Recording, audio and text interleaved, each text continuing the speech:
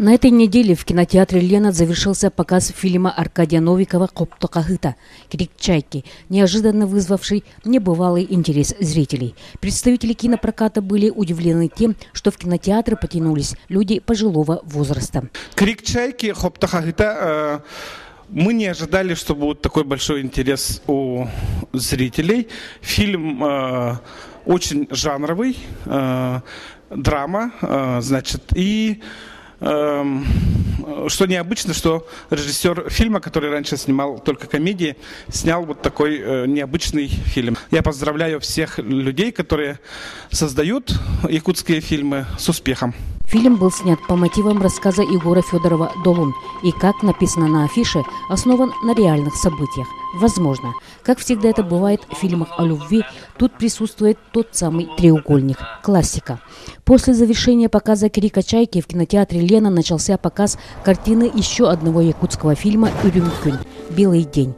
Режиссер Михаил Лукачевский. Опять же драма «Человеческая трагедия» о застрявших в пути между небом и землей зимой. Все говорят, что это фильм, основанный на реальных событиях, но на самом деле это основано на реальных событиях из нескольких событий, да, потому что не брал там какую-то вот одну событийку, которое по-настоящему произошло, да, а собрал несколько моментов из разных событий, потому что таких событий в год случается 10 раз в среднем, да, из них большинство как бы с трагедией, да, с гибельными людьми и все такое. А так, в фильме я не могу ответить, о чем этот фильм, да, потому что я не вправе об этом рассказывать. Пускай зрители сами посмотрят и пускай сами решат, о чем этот фильм.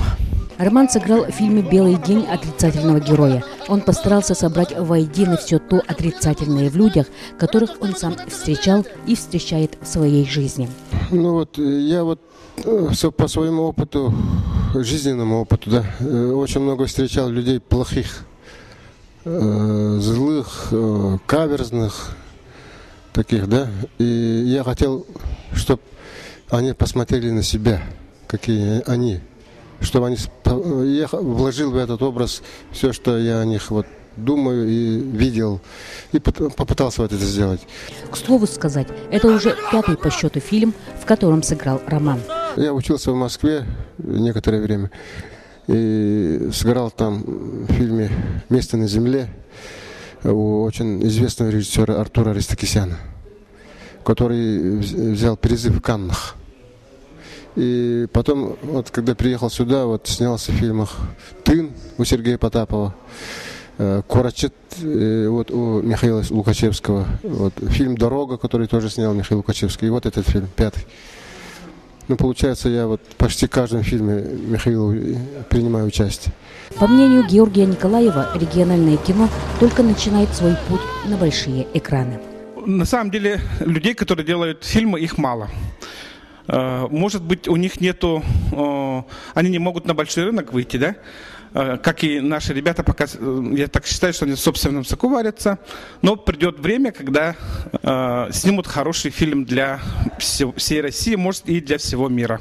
Вы смотрели репортаж Ларисы Бай.